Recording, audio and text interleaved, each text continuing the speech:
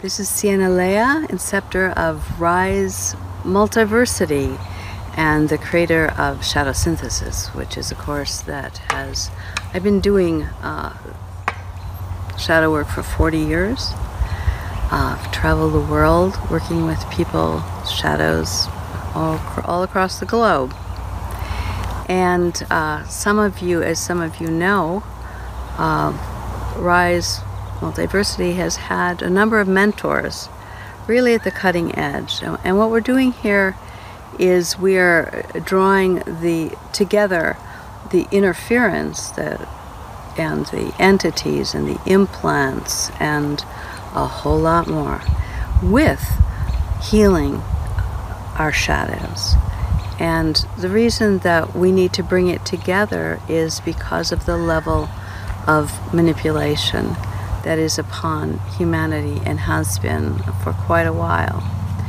So I always look at it as a research, and I always look at this community as a research community. And it's important to keep bringing fresh ideas and the real people who have done the real work to be the midwives and husbands of this shift. And I know a lot of you know that the alternative media has gone nuts.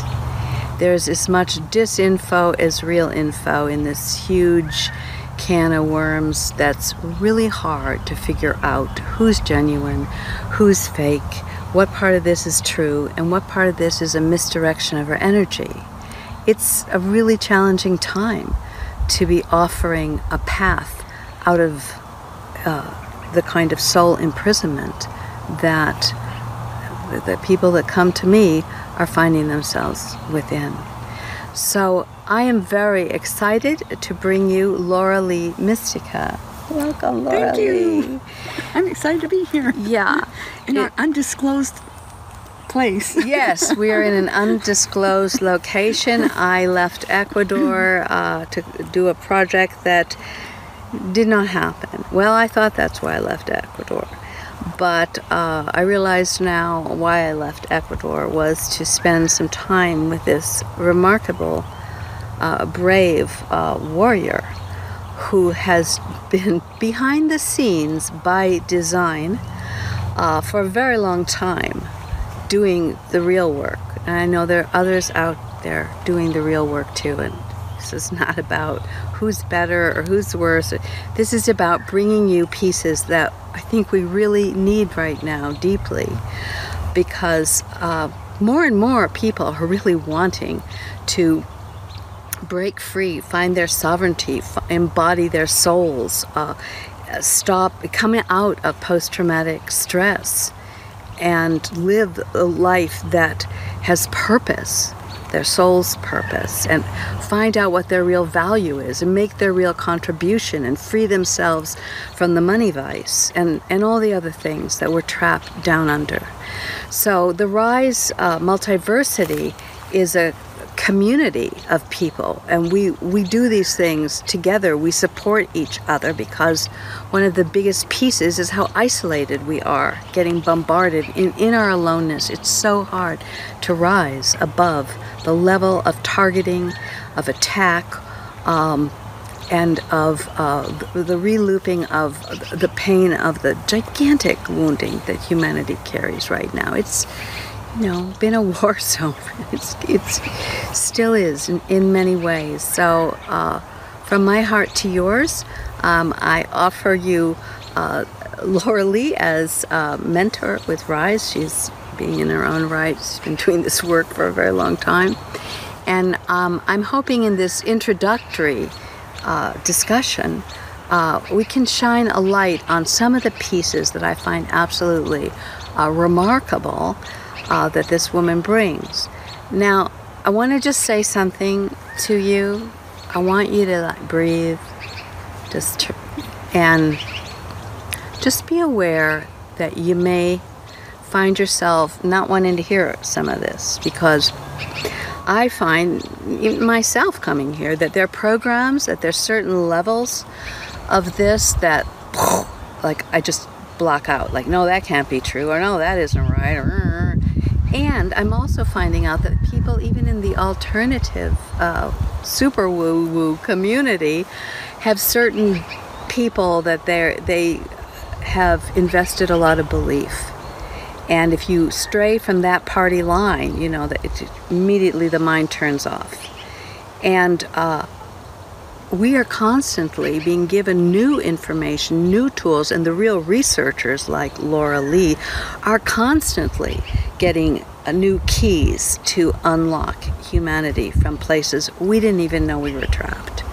However, since most of us are trapped behind some of these programs still, when those people that are in control of that part of the trap put us in front of someone who really has the real deal, we suddenly can't think, we suddenly get angry, we suddenly polarize. So I'm just saying, okay?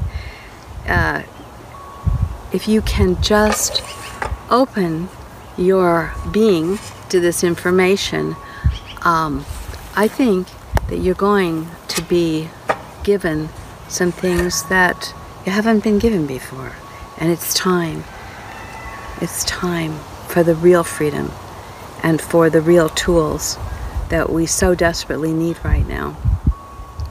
So let me speak a little bit about you, Laura Lee, before we dive into this. Who is this weird woman? about it. Okay, so this is the Laura Lee Mistycah, author, teacher, ghostbuster, and weird you-know-what expert. Laura Lee has been in the holistic healing field for over 4 decades, teaching classes in many different areas. She has developed something called cryogenetics, a cutting-edge healing and trauma release method. She is also the steward of the Knights of Mystic House, and we're going to talk to you about that. Spending much of her time helping fellow indigos shine up their knight's armor by understanding who they are, what their real talents are, and why they came here in the first place. She has helpers, guides, and very deep inside information about the nature of this holographic virtual reality. And one of her helpers has told her that the game of Earth life is horribly rigged in favor of the Dark Lords. And so Laura Lee brings these keys to unscrewing and outwitting the rigged game. And it is a rigged game. And those keys are found in her book, Cryogenetics, The Simple Secrets of Human Alchemy. So Laura Lee's working on a sequel to this book that includes the history of our hologram. So, welcome. Well, thank you, Laura Lee. So where should we start? Where do you want to start with all this weirdness? Where should we start? Well, most of our audience has removed their chakras or not removed their chakras. Let's start with the to remove your chakra or not to remove your chakra thing. Because we're going to just bust through different key things that are big topics of interest and very polarized. Different people have different perspectives on it. I don't know. Maybe that's not the place to begin. Let's get to the basics. We were speaking the other day about cryogenetics, and I asked you, well, okay, cryogenetic. Are you not using the life force, to move the energy and heal things? What is this cryogenetic force? What is the energetic here that you are co-creating with? Would that be even the right word? Sure, that works. Cryogenetics is the encompassment of light and color, sound and tone, geometry, math, and love and compassion. And I found if you bring them all together and utilize all of them, then extreme healing and progression happens. And you know, a lot of you understand about how important tone is and light, and when you bring them all together, this energetics really does bump you up to the next level and turn things on that have been turned off for a long, long time. And my book goes into detail about it. There's a lot more deep levels of cryogenetics, and cryogenetics has what we call the cryogenetics egg. And gosh, do we have a picture of that egg? We'll have to put it on. We'll put a picture We'll put a picture on. The egg. But before you go into Yes. the egg, Okay. Laura Lee, Okay. can I interject You something betcha. here?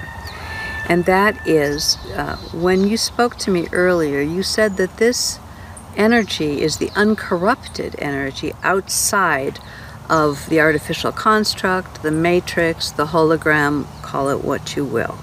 That everything in here has been horribly corrupted. And so it's something coming in from the outside to help and to assist us to clear the distortion and to activate the divine blueprint so we can move on. So there's a purity involved. Is that correct? That is absolutely correct. And when you said purity, that is true. And since everything did get so corrupted here, only something from outside this hologram that was uncorrupted coming in could help fix it. I mean, you have to have something that's not a part of the system that's Right. already here. Right. Okay. So right there, are you freaking out yet?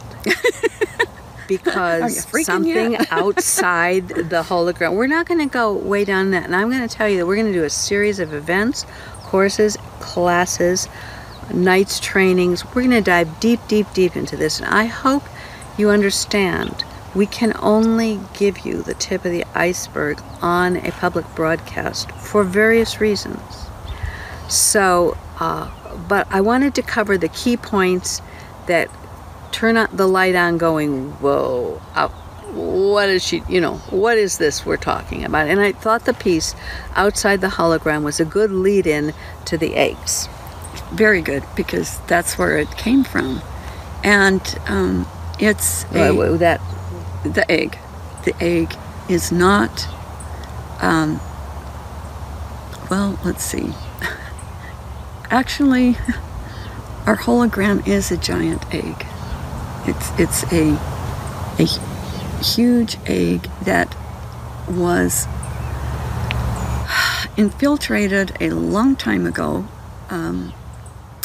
by, I guess we can go into the D monster now, because that's where it all started. We'll cut I've been to the into chase. dark feminine for a long time. Well, she's got the dark feminine 10.2 for Yeah. you here right now. Well, there was a huge war on the outside, and this hologram was originally designed to be a place that we could go for rest and relaxation and recuperation from all of the horrendous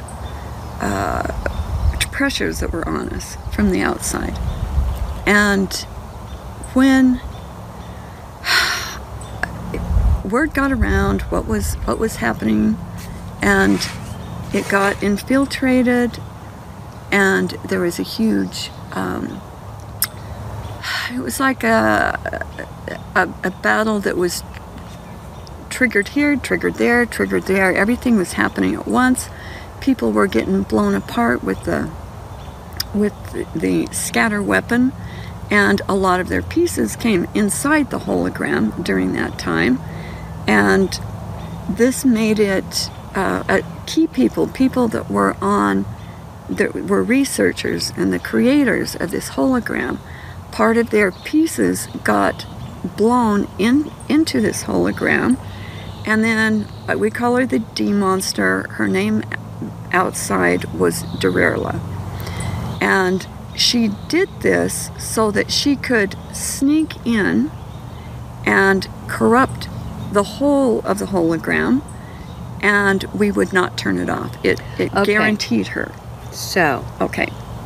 Queen Bitch, which I have done a number of interviews on, and in my book, Stealing the Moon, we go into the dark feminine deeply because I've had to deal with that, and most of my students are wrestling with this dark feminine part of themselves that they feel great shame and guilt and disempowerment, and it's a really virulent energy. So it's kind of shocking to think at the top of the power mad pyramid is a feminine.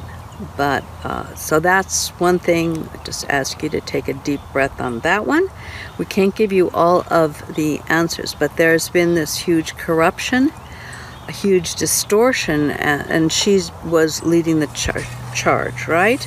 And I don't know if you want to go into what happened with CERN, but maybe not in this interview. Maybe not on this one. Okay. It's a huge story. It's very elaborate. It took a long time to get the coordinates right. Now, on the outside of the hologram, we were able to take her out. Her physical body does not exist on the outside anymore, but she was able to put her essence inside the hologram, complete with the body and whatever, and then she could just come in here and raise Cain, raise all sorts of hell, and which so is what she did. Are dissecting in a very specific stealth investigation, which we're not going to go into right now in depth, of the many overlays that are impacting everybody's shadow, or empowering, or amplifying, or harvesting. So it's new information from what I've understood. Other people are certainly pulling in parts of this, but it's really important to understand because from my work with my students, a lot of these patterns are surfacing through the techniques and the community support and the tools we have and the commitment and the dedication. But actually extracting ourselves from the complicity with the evil that has been perpetuated, to no longer perpetuate, to no longer be a part of the problem. This means we have to look further than we have, in my opinion, and that's why I'm really excited to be here with you, because from my experience working with you now, I've been here for a while, living with you and healing with you. I'm finding very credible processes and information that I haven't experienced anywhere before. And that's why we're here today. I'm here with Laura Lee, bringing her to you after kind of a long hiatus where we had super AI challenges getting her on at all. So did you want to... Okay, so... You know, I really corroborate that this shattering and the weapons that shatter are so showing up in people as they do the shadow work and retrieving soul fragments. I mean, this is a part of shamanism, soul retrieval, and bringing the pieces together. And this is one of the biggest tools, or I don't know the biggest. This was a big. There's so many. But right. This was a big, super big tool, this shattering and scattering of us and of her. And can you help us understand that anymore? Yeah, well, she was very cunning and diabolical, and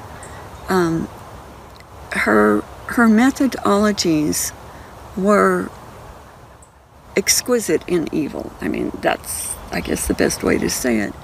And she knew that she was doomed. On some level, she knew that she was doomed on the outside, that we had the means to capture her and take her out.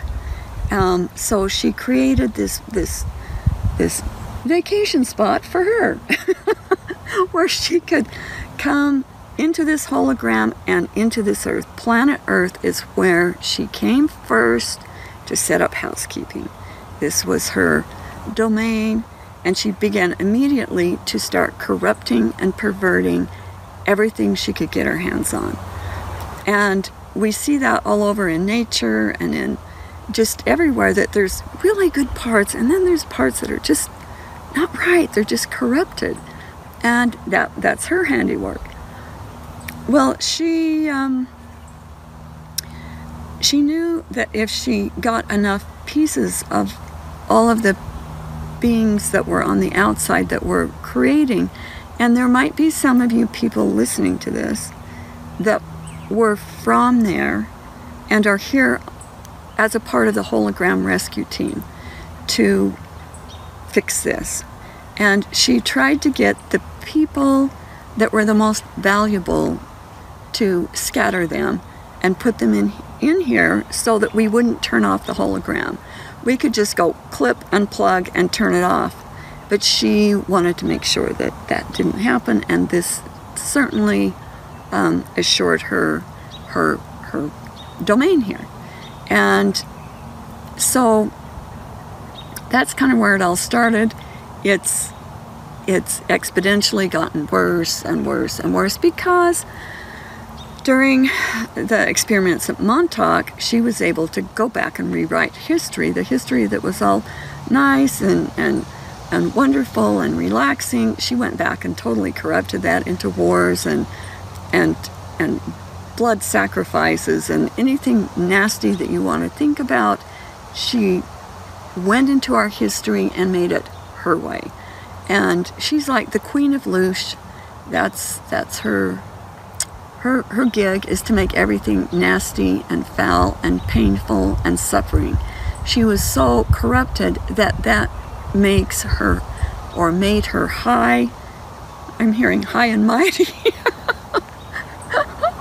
Yeah. So that's just kind of it in a nutshell. There will be a real detailed account of that maybe in future classes, but definitely in cryogenetics too.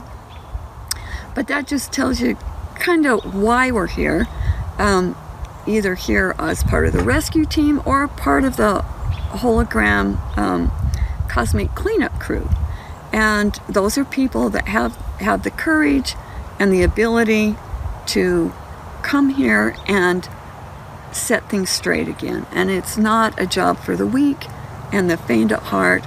And many of us went into some of the deepest, darkest places in history to get the intel we needed to bust the corruption system here. So if you're feeling like, oh my gosh, I'm a horrible person, I did this and this and this, well, take a second look at that, and maybe you were doing an undercover agent kind of job there. And that, so let's talk about that for a second. Okay. So this is the double agent thing, right? Yes. And this has been really helpful for some of my students because, and for myself, because, well, if you read my book, Stealing the Moon, you'll know I was a very bad girl for multiple lifetimes.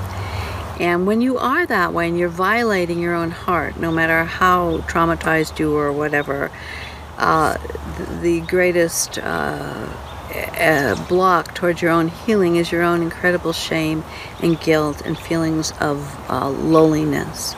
And so I think what you're saying here, Laura Lee, is that, and Dolores Cannon talked about volunteers. You know, she did bazillion regression hypnosis sessions and so many people were volunteers. You're calling them indigos, that are coming in for the restoration and the repair and the regeneration of this world. And so these, one of the ways that we really can start liberating ourselves from punishment and sacrifice and loss and the endless looping in self-masochism or permissioning sadism, the huge patterns, mainly the dominant patterns through religion and on this planet that we all instinctively sense we're carrying some sort of darkness that we need to purge ourselves, and the way we usually do this is by incessantly beating on ourselves and sabotaging all of our efforts. I mean, this is a huge thread of the shadow work. Shadow synthesis is unwinding the inner saboteur. And so understanding if it's, and again, you know, we're offering things as a research for you to explore, for you to see if there's any truth in this. Okay, the people that I've experienced so far getting this concept, like, whoa, I did come in and I took on some really bad stuff in order to expose it, in order to, like you said, gather the data, in order to bust it up. And it wasn't just that I'm pure evil and I'm a horrible, horrible person. Now, there is that part that we need to purge that and heal that and to transform that. But there's a deeper purpose to some. And I'm not saying everyone is on that. Right. Either. I was just going to say, real evil people don't care. They like it. Yeah. They want to stay there. They don't have any intentions to change that. Right. They might have intentions to look like they're not evil so that they can mess you over. Yeah, right. But evil people, they like it. Yeah. It's just the ones that know that it's not okay to torture other life forms. Yeah. And you know, one of the things I really honor, respect, and love about you is that you're willing to call a spade a spade. I mean, there's so much BS, you know, either we're on the side of love and light, or you know, we're covering things up, and everybody knows that the greatest supposedly humanitarians are running pedophile rings, you know, using their money and resource with the children they're supposedly saving. Everything that says it's black is white, and everything white and black, it's all turned around. It's just lies and deception. It's all coming out globally now, and yet it's inside us as well. We're all supporting it by not making conscious the part of us that's complicit, actually empowering it. And but it's a hard thing to face, the layers of complicity with this evil that has been perpetuated here. So I'm really grateful to meet a sister that just willing to call a spade a spade. And I just wanted to bring up one thing here around, you know, out there's a lot of people in the alternative community that are telling us that all the bad guys have left, they're all being arrested, there's a huge change and shift, and we can, you know, go fishing because it's pretty much getting handled, and the golden age is going to be upon us, and that these evil forces have been taken out by people such as you've been working behind the scenes. So what do you say to that when you hear that kind of? I would say we're working on it, but we're not ready to throw the party yet. So there's you want to get your party hats and your kazoos, that's fine. But no, we're not there. We are still not there. So there's still a lot of cleanup to do. Absolutely. So there's a lot of harvesters eating off the loosh of humanity. Yes. What are the most prevalent patterns that you see that people are fairly clueless that it's even part of the dark stealth workings of these, what do you call them here? The lords of, the Dark Lords. The Dark Lords. Mm-hmm. Okay, so your question is, what are some of the nastiest things that we really should be addressing now, and you don't maybe feel we are to the extent? I could get more specific here, if that get specific. is too. Let's get down. All right. So then now let's do our okay. Let's get down to our list now. Let's talk about the Kundalini snake.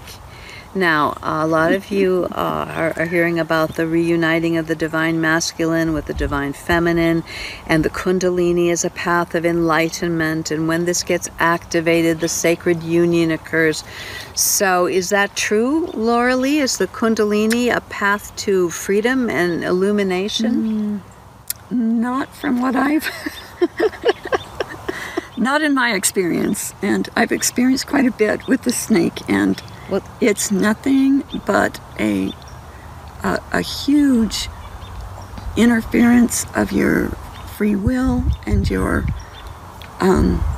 it takes over your life, it takes over your sexuality, takes over your head, and all of these religions and things that say you have to have that in order to be enlightened, it's baloney. It's just a crock of crap. It is not true at all. So you're saying that the Kundalini snake is a what?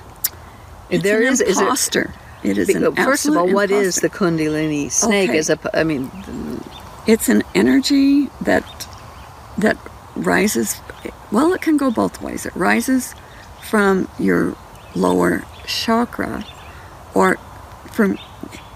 and it goes up your spine. Okay, so and then it goes up to your head, and then it can always also come down. Now it uses the chakra system. So if you've got the chakra system and the snake, they work very well together. So what it does is the energies that it moves, it totally bypasses the heart. The heart's in the middle. The back that it comes up, it kind of bypasses the heart going up and bypasses it going down. Now, one thing people don't understand is that you can dump your terrors, you can dump your junk on someone during sex. And it comes from here and it goes straight down, and you can give your partner a whole lot more than what you bargained for. And the snake is one of the main perpetrators for being able to do that. I know of stories where people have come back from war-torn areas, and they're just in horrible shape. They have sex, and who gets it? Their spouse. And so they start having nightmares and the same crap that you had. Yes, some of it comes out, but it's not like you transfer it all. You just transfer a bunch of it. There's still some there. So now you've got two traumatized people. So the snake doesn't, it's horrible. It's something the D-monster created. And I wouldn't have a dang thing to do with it. Now the thing is with the snake, if you do one of these protocols to get rid of the snake, if you don't get rid of the eggs that it lays, they'll just hatch and have more of them. So you have to be really detailed in removing this. And the snake, people get scared either way. It's like they're scared to have it, they're scared to get rid of it. The people that I know that have gotten rid of it have gotten a huge relief in stress and trauma. And maybe you can say how you felt. Yeah, because I did that Kundalini snake removal and the eggs, and I felt this very sinister energy that is a frequency match for all the other layers and templates of sinister energy, that it has its own agenda. And of course it's posing as something very passionate and intense, and it can get your hormones surging, and it's let's face it, sex is one of the most powerful forces for the human being, and therefore, of course, it's going to be one of the most manipulated. And we know that the porn industry is the biggest industry, money-making industry in the world, and we know some of the best and greatest politicians, businessmen, athletes are all addicted. And this is the energy that's getting harvested, right? And it's the Kundalini, yep. Because when you're moving through all of those desires, this thing is redirecting it. It may even feel subtle, but all the images from Hollywood and all the porn images are permissioning and normalizing perversion and distortion, and in a culture that is touch deprived, and huge traumas around touch and being accepted as who we are, and authentic. We're sexualize our need for love, for touch, right, for the basic core urges that drive us. And so you put this overlay on top of that, and that's a gigantic harvest tool. And it's a very delicate topic, because the things that we're most vulnerable to and deeply addicted to, we don't want to look at that. It feels like us. I mean, those impulses feel like our impulses, and then we get riddled with shame and guilt, or we block it out, or we go into denial and act like it's fine. It's an endless cycle. It's an endless cycle of crazy. It is. And the snake, our original authentic system is a core star that's like right here where our heart is, and our gut feelings. It's big. It's like this. And then a head star and a loin star. And when you take your chakras out, you reinstall this original authentic system where the energy goes from your heart to your head, back to your heart, down to your loins, curves around, comes back up to your heart, through your head. So it's like this figure 8. And this ensures that nothing bypasses the heart. You can't have thoughts from your head go to your loins without bypassing the heart, or from your loins up to your head without going through the heart. Right. You cannot bypass the heart. That's the way it goes. Everything is centered in the heart.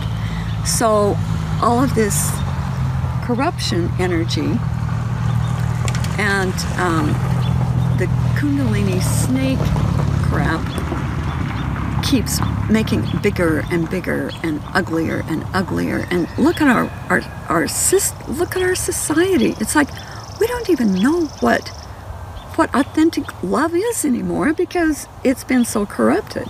Now, one thing that this snake doesn't have is purity, and I can guarantee you that's from outside the hologram, and we do have it in here. It's just little dots and pieces here and there, but that's where we have to get to. And it seems like our interactions with one another are void of that, and we need to get back to that again. Or all these tantra teachers and stuff,